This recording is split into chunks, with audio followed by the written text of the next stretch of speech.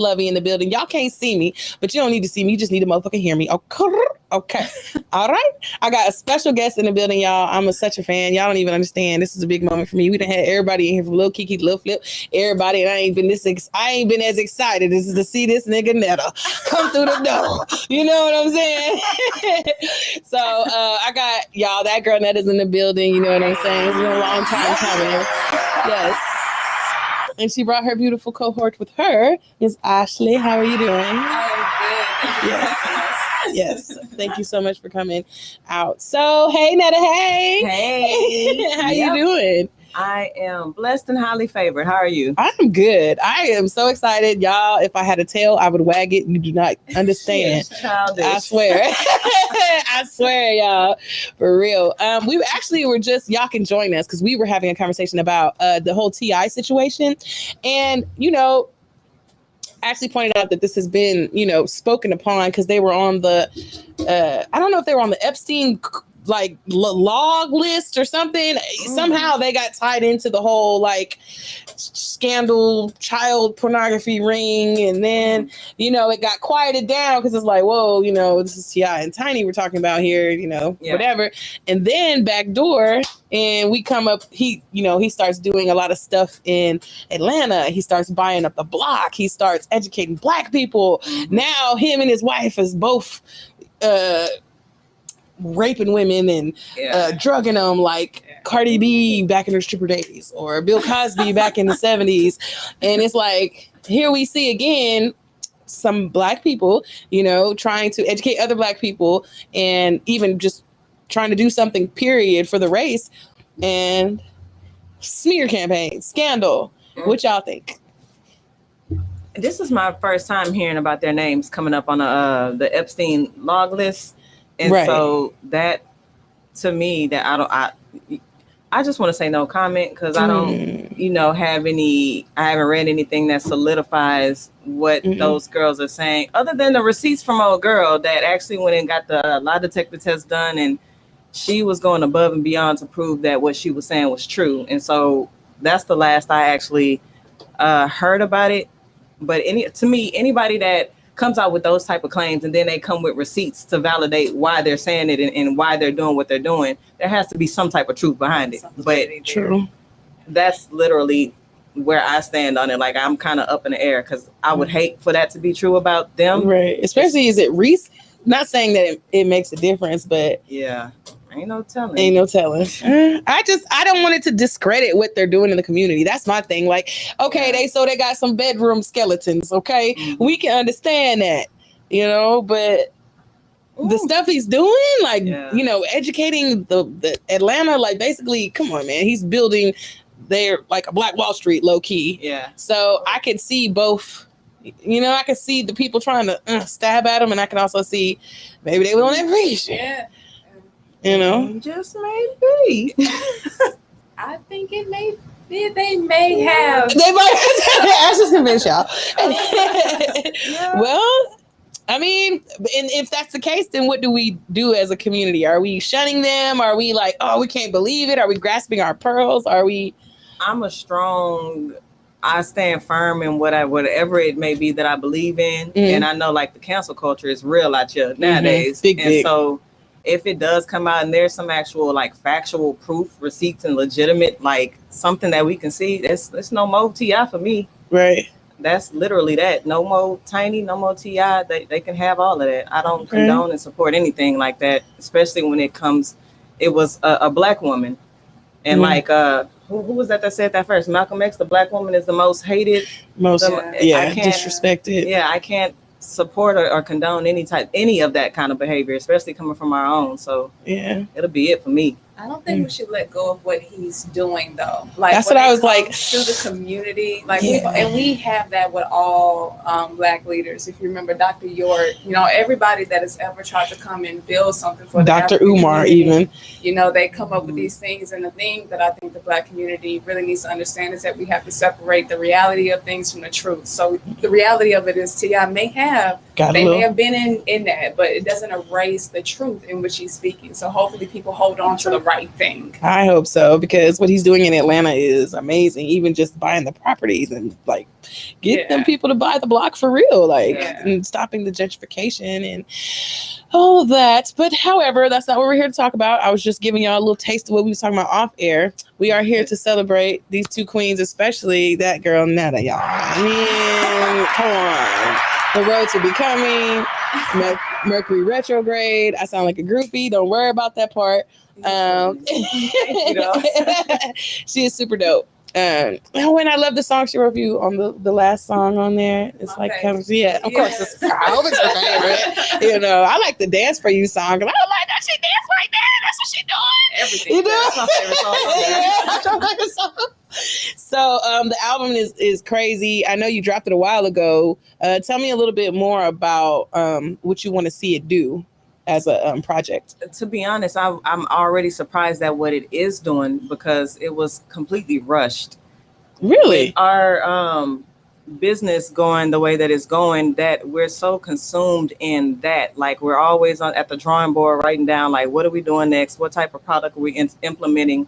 Just trying to keep up on everything. The people, the staff that works for us, like we have people that depend on us. So the bulk of my mind and time is on that aspect of things. I wasn't even focused on music, but you still ended up with a product that was like as if you were locked away in the studio, you know, for months. Yeah, no, that was like a month, I believe, to making the beats, mixing and mastering the beats, writing the songs for them, recording them, mixing and mastering them, reaching out to another engineer here in Houston to help me mix a few of them as well. Mm-hmm.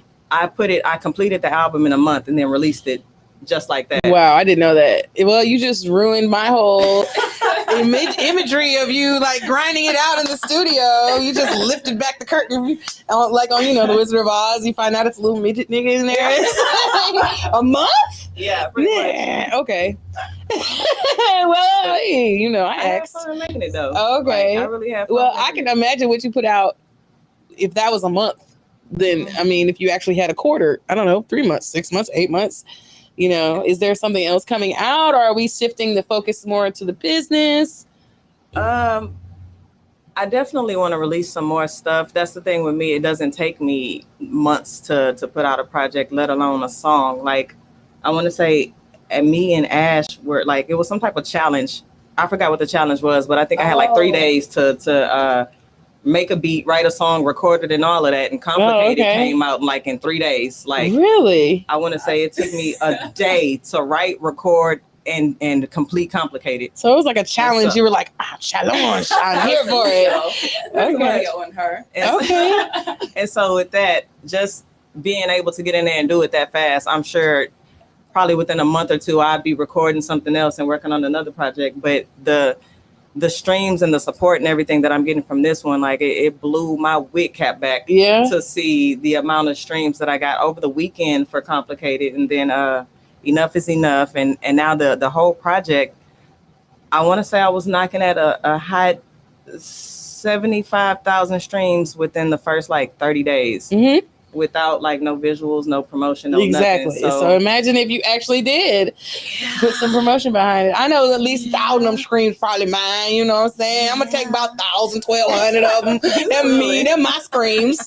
They're my screams right there. I appreciate you for that though. Yeah. Y'all check it out. It is available on Tidal. I don't know if it's available everywhere because it is available everywhere. Okay, except for some reason YouTube. I don't know what's going on with YouTube. I think it is on YouTube though. Okay, because when I look up that girl Netta, I don't know, it just didn't come up the way I wanted it to. And I was like, wait a minute, because it only had the one song. I think it had Complicated on there, and it wasn't even the cover. I want to say it was the cover art for it. Mm-hmm. But anywho, that's not the song that. Okay, yes. So the song that you brought for Jammitorcrammit today is Out of It, and that's also on the Mercury Retrograde album. Yes. So tell me a little about Out of It. Out of It, I don't even remember where the concept or anything came from, but I just felt like I felt like I was out of it. I finally decided to try to listen to the radio to see like what was going on, because I detached myself from mainstream radio. That's how I. And so when I decided to turn the radio on, I'm listening to it, I was just like, wait, what's going on? Right. What are these people saying? What are they talking about? Like, this is it? Like, I felt out of it, literally. Out of the loop, out of the... You're right. I was like, yeah, maybe I don't know. I felt like the old Wayne. Like, I felt like a Martian in music. Like, this is what people are feeling, and like I have to accept that. Like, right. It made me feel some type of way. Right. So that's how the whole concept of out of it came from, because I literally felt like maybe I'm out of it. Little bitch, I'm out of it. Right. That's what it is. I think that the lane just went left. You know, it went from us trying to even get in and be taken seriously to us being treated less than, to us dominating, but in a whole different, you know, right. And it's like, damn, do we complain? Are we going to ease back over here to the Lauryn Hill lane? Possibly swerve back over to, you know, who knows? Hip hop is a dangerous motherfucker. That nigga that drives drunk. He swerves from lane to lane. He doesn't have directions. So we just never know. And that's why I love being in internet radio. Because I can play your music. I can play those songs, and people are listening for that. They don't want to hear that. They want to hear this. So please never, you know, think that you're out of it to the point of you stop making, you know, we need those in it. Don't stop those. Just put them in there. What is one of the hardest things to accept about the current state of hip hop to you? That it is what it is. Like, that's the hardest thing to accept, to see and to hear some of the things I was saying that some of these new age rappers are saying about people like J. Cole and the Kendrick Lamars and things like that. It's like they don't even respect those that came before them. Mm-hmm. And it just blows my mind that that's exactly where we are in hip hop. Like, it's not even hip hop. You can't even call it hip hop. Right. Like, it's literally just rap. Right. Yeah, I definitely, that was some real shit. Some real shit. It is. But there are still people that are out there that want the hip hop, you know, and I don't knock the rap, because I understand, you know, because I'm older. We're older. We're getting older. So, you know, it's like that generation, but it's still like, cringeworthy almost to a certain things. Like some words like cunt. I hate that word. Yeah. Can people please stop saying cunt? It is the worst word ever. Please remove that shit from the rap dictionary. I hate it. Okay, I'm done. But yeah, there's some shit makes you cringe, you know? Yeah. I wanted to do a little bit about the music, and I do want to switch lanes and talk about the business aspect, because you mentioned it before. So you want to talk about the tell them about your business and your stuff, your veganisms and things, your journey. Man, I don't even remember how and when we decided we were going to create a vegan company. It started off with a cookbook, and which is awesome, by the way. I gave it to my sister for Christmas, and she loves it also. Thank you. Thanks. Smart vegan. I am. Yes. But it started off with a cookbook and some sea moss gel, and the name, like solely vegan was the name at first, and then I don't know, one thing led to another, and we went from 1 to 10 sales a week or every 2 weeks to now 1,000 a week. And do you remember how we started it? I mean, well, it started in San Antonio. We were in San Antonio, and we were on our journey as vegans. And I think we were in bed reading, and it was honestly just started because we realized a lot of people didn't know basic information about nutrition and how nutrition can actually be very beneficial in regards to healing different ailments and stuff like that. And so, you know, we was like, we want to help. She's like, I would like to teach people. And I was like, okay, well, let's do it. And then, no. You said you wanted to provide the sea moss for people. So I was like, okay, let's do it. And so we went through the journey of legitimizing, sea moss vendors and things like that. And then the education kind of came along with it, to where, we were building up our foundation of education to be able to give to other people. Do y'all think that this information, because it's been around for a while, if you go back to like your Dr. CVs, like 1800s. Even that far back, I wasn't even gonna go back, but you want to jump centuries on a nigga. Okay, well, we can do that. No, you may forget because I got all history buffed. Do you think that this has been obscure from us on purpose? Yes, absolutely. You know what I mean? Yeah. What about do y'all remember back in school? Now, maybe I'm tripping because I was looking into the vegan thing. Remember, I told you maybe like a year or so ago when I first reached out to you about it. Yeah. There was a triangle. Yeah, food chart. Yes. Pyramid. That. And it was like they beat that into our heads growing up. And now to be grown and to see like the fugazi, the dairy, you know what I'm saying? It's like, oh, y'all dirty motherfuckers. And they still teaching the kids this because, you know what I mean? So where, you know, like why and where? The SAD diet. That's what's literally what it's called. That little triangle, the little pyramid. She called it the SAD diet. Seriously, it's called the standard American diet. Oh. And it's only that here in America. Right. Other countries don't have that same. They don't use that chart because they know better. Like they teach their children even young that like some of that stuff is milk does not do your body good. Like if anything, it makes your bones brittle and all types of stuff. But the way they marketed it, they did it like that for a reason. It starts with babies, like the Similac and all of that. Soy is not even meant for human consumption, but they're putting it in baby products. And you wonder why your baby you wonder why your baby is developing colic and all of that extra stuff that's not natural at all. Like, but like I said, they start off young and they did this like on purpose and for a reason. And that reason is exactly what America is going through today. Like America is the most unhealthiest country out of all of them. And so it's like, at this point, that's why we go so hard for what we do, trying to educate people and get them to unlearn and relearn new information. And it's not even new information. Right. Exactly. We're just trying to get them to open their eyes to like the programming, basically. Yeah, and that's exactly what it is. People have to stop falling for the programming. You have to stop falling for the advertisement, especially when it comes to milk. We're the only species that crossbreed. Exactly. Drink plus. We drink the blood cells and stuff like that of another animal. When milk isn't even beneficial, you know, to an adult. You know, milk is for babies and things of that nature. Calves. Exactly. Even eggs. You know, we fall for the propaganda so much. Oh, girl, now I have. You see, remember what I told you? We won't talk about my fat girl struggle, so we won't go there. Silly. But I will say, I think another issue besides the education of it is the availability. As far as actually getting fresh produce, fresh, you know, vegetables, fresh, whatever in income housing, lower income housing, lower food deserts. And, you know, the people, you know, our people that look like us, they're not only do they not have the information, but they don't even have access to fresh food. Exactly. Or even the money even. I'm about saying even that's on purpose. And like the Whole Foods and the Sprouts, the stores that sell that type of stuff is not located in nobody's hood. So nor is it affordable. For like a 3-person family or And that also depends. And that's another thing that we try to actually push out there, because a lot of people think that the healthier you eat, the more expensive it becomes. But that literally depends on what path you choose when you're eating healthy, because we can feed a whole family of 20 with the stuff that we eat for like less than $100.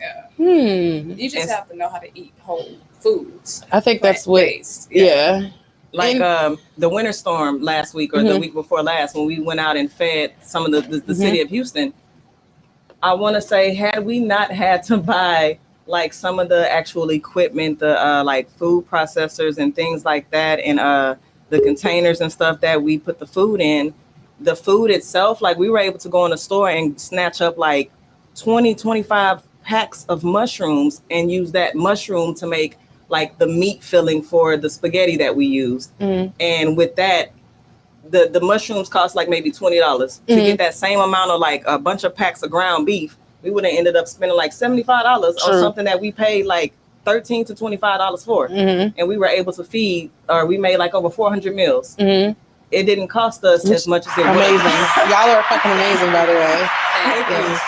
I think that's awesome. It definitely didn't cost us what it would have cost us if we had to go to Joe V's and get a whole bunch of pork chops and ground beef and stuff. So it's just all about the educating yourself on how to actually live that lifestyle or cook. Literally just cook. I think that's where I fall short. Because I be hungry. I love me some mushrooms, and I dabbled. I found a safe haven under the umbrella of pescatarianism. So I danced there, and I hope to saute over, to the complete vegan side. But something about like some foods, and I don't know if this happens to y'all or this is the program we talked about. Nostalgic for me. Like grandma, early morning cooking, scrambling cheese and eggs. Like sometimes I have like a craving for, you know what I mean? It's weird and it's nostalgic, but then it's like, I know better. I know that shit ain't good for me. I know this not, this is vegan. Yeah. But it's like, ugh. What if I told you everything that your grandma used to make and everything that you absolutely love and adore, you can still eat that as a vegan? Oh. And 9 times out of 10, it may taste the same, if not better. Yeah. Okay. Well, I'm with that. I just thought that they took the eggs out. I mean, but there's a lot of substitutes, and that's all that eating clean is about, understanding your substitutes. Like my grandmother's collard greens, I used to tear my grandmother's collard greens up, and I'm a Southern girl, so I like Southern food, right? And so can I make this vegan? And I made it, without the meat, without the turkey necks and stuff like that. And it tastes the same. Yeah. And me and my family, anytime that I cook it for Thanksgiving and stuff like that. They still with it. Same with candy yams. I have like family that demands my candy yams. And I make it with coconut sugar. Like there's nothing traditional in them other than the yams. Right. And the marshmallows. So it's possible. Yeah. Okay. We're going to have to cook something for you. I think we're going to, yes, please. We're going to have to get it together. Because I got the cookbook and I love looking at the recipes, y'all. I love looking at the photos, you know what I'm saying? We're going to make something for you one day. But a nigga is not, I don't know what's wrong, guys. I need to come to like some kind of vegan boot camp or something. Y'all got a vegan boot camp I can sign up for real quick and get it together. Nah, but I've enjoyed watching the journey either way. Watching y'all grow the business, watching y'all's grow relationship, watching, I'm not like a creep or nothing. I'm just saying like what you put out there. But I think it's super awesome. You know what I mean? I think when I first started following you, I think that you were, there was another person involved because I'm in y'all business at this point. So just so y'all know, there was another person involved. It was a, a gentleman because we were, I think I reached out to you about like the whole polyamorous, you know what I mean? I think it was you who opened my eyes because I was reading stuff on your page. Okay. And that made me join the poly group. And then I went down, like I started, understanding stuff. And I hope this doesn't make nobody uncomfortable because I be in the I be in people's business, but I just think like how do you even I don't want to say initiate that, but it like finding your tribe, or what if you see someone you don't even it's like you don't even know if they're like where the fuck do we start here? You know what I'm saying? Where do we start? Like hi, hello, like what's up? Like how? Go ahead. We started out pretty direct. Like we started off as friends. We worked a lot together, and I knew that I had feelings for her, and vice versa. But I knew we also had goals or wants out of life that we couldn't give to each other. And I personally had been into polygamy since like 18. Really? So, yeah. Now, how did you? Is it like something you were already familiar with, like your family, or? No. Around that same time, I was losing my religion, and I got around just a lot of different people, a lot of different cultures, and there was this guy that I loved his mind. He was a really, really great person, and he had already had a girlfriend that was down with it, and so we spoke for a little bit, and then that became my first polygamous relationship. So it wasn't even like, I'm gonna do polygamy today. This is gonna be something I'll try. Like I'm a nerd. I'm gonna read on it. Okay, Monday I'm gonna start this out like a diet. It didn't. Okay, so that's awesome. I'm super jelly that it just happened.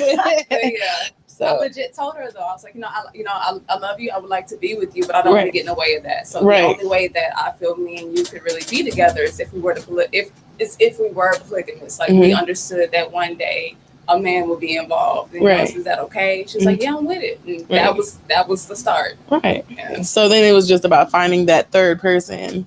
Not even that. I was about to say it kind of still is, but we were more so focused on us and laying the foundation and getting to know each other because it's like she had already had experience in it. I had like slight experience, but not like the whole shebang. But from my experience, when I was with a guy, told him I liked the girl, tried that out, but he wasn't interested in it. And so even with her, her issue in that relationship was the girl pretended like she was into it, but she really wasn't. And so knowing that, I feel like the approach we took is like the most solid approach to take, because in polygamy, the foundation of it is based off of the women. Right. Even if a guy wants to, you know, find or seek for another sister wife, the women have to approve of her. And so the fact that we started off as, you know, business partners, best friends, all types of stuff, lovers, to now we're married, it's like we've laid the foundation over these years to where we know each other's love languages. We know what each other likes. We know what each other likes in a man and all types of stuff, to where now when someone said, hey, I'm interested in what, you know, I'm interested in y'all's union, we can discuss it and say, okay, well, you know, let's see how this works out. Most of the time he doesn't get past a text message. Right. But, damn. Just the fact that we're so solid in our union, it's way easier. Not traditionally, but in my experience, from what I've seen in polyamorous situations, it's usually a man and a woman already, and then they're looking for a female. I think it's female, male, female, or whatever. I'm still learning the letters. So yeah. Like, the letters. Okay, I'm new, y'all. I'm new. What about brother husbands? Am I reaching? Because I've polyandry. I've been posting little, like, you know, little feelers, kind of, you know what I'm saying? Because I'm trying to see, and it ain't because I just want, like, to have a train. That's what they immediately say, because guys are fucking dumb. They're like, oh, you trying to have a train ran on you?